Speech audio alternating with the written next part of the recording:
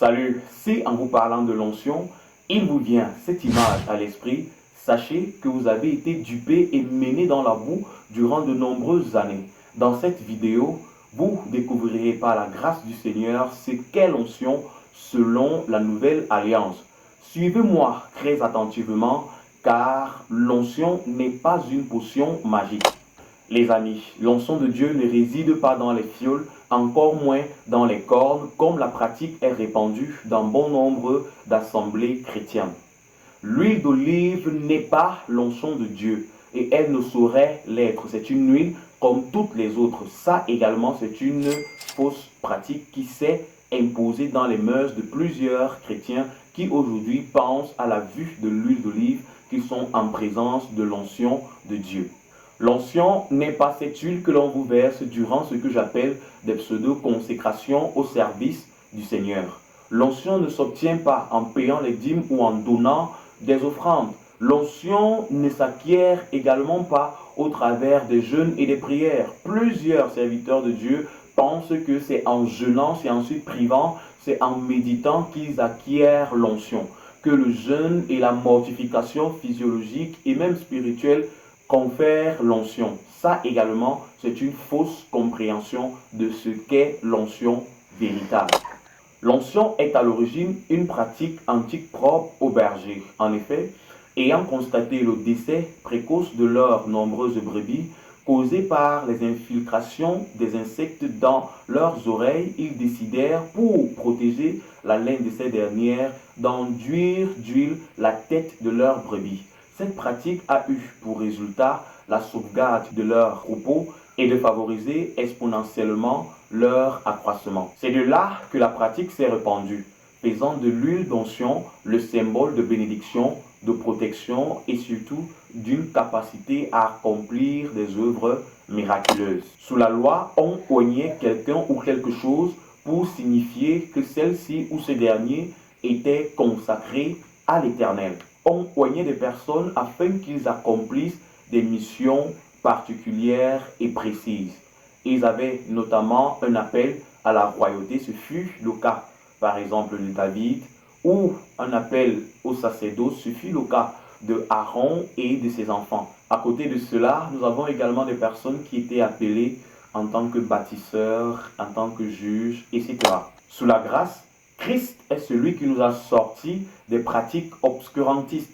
Lisons ensemble Luc chapitre 4 verset 18.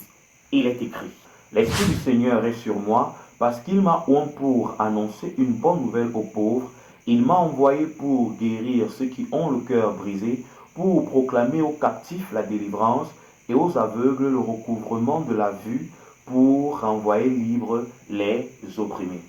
L'Esprit du Seigneur est sur moi parce qu'il m'a oint. Christ n'a pas été oint par l'usage d'une fiole ou d'une corne.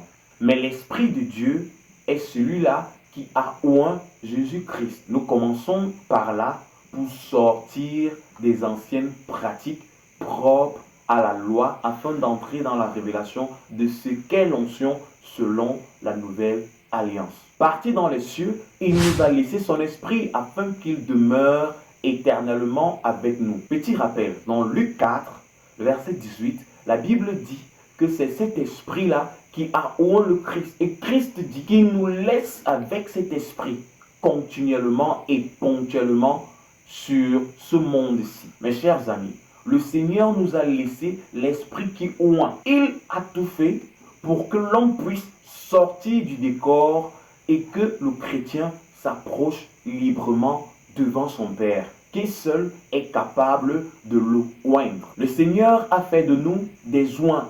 Nous sommes tous oints. Aucun chrétien n'est semi-oint. Nous sommes tous oints de la part de l'Esprit de Dieu. Toutes les huiles qu'on pourrait déverser sur vos têtes, sur vos vies, ne valent rien, ne représentent rien devant le Seigneur. Tant il nous a aimés, tant il s'est sacrifié pour nous et il nous a offert l'Esprit qui nous oint au-dessus de toutes les sortes d'huiles que l'on pourrait laisser couler sur vos têtes. Mes chers frères, lisons ensemble en Jean 2, le verset 20, ce que l'Esprit de Christ nous dit.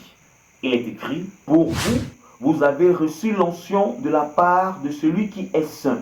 et vous avez tous de la connaissance. Nous avons reçu l'onction de la part de celui qui est un saint. Et qui est l'onction?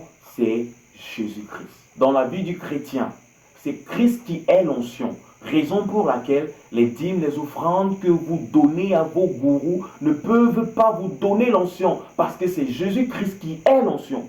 L'onction est donc une personne. L'onction, ce n'est pas un objet. L'onction, ce n'est pas une substance.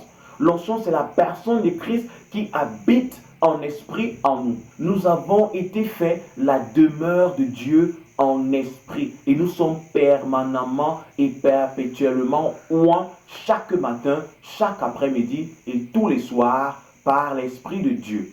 Sortez de toutes les pratiques par lesquelles les hommes essaient de vous séduire. Sortez d'entre les mains des fossoyeurs de l'évangile de Dieu.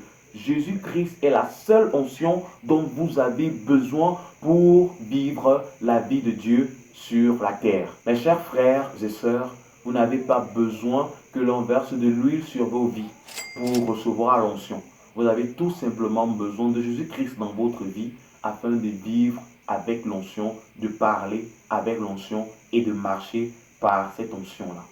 Revenons à l'évangile. Prions, recherchons le Seigneur par la parole afin qu'il nous délivre de toutes les pratiques et les dogmes que les hommes essayent d'insérer en nous et en vous. Que le Seigneur prenne soin de vous. Shalom.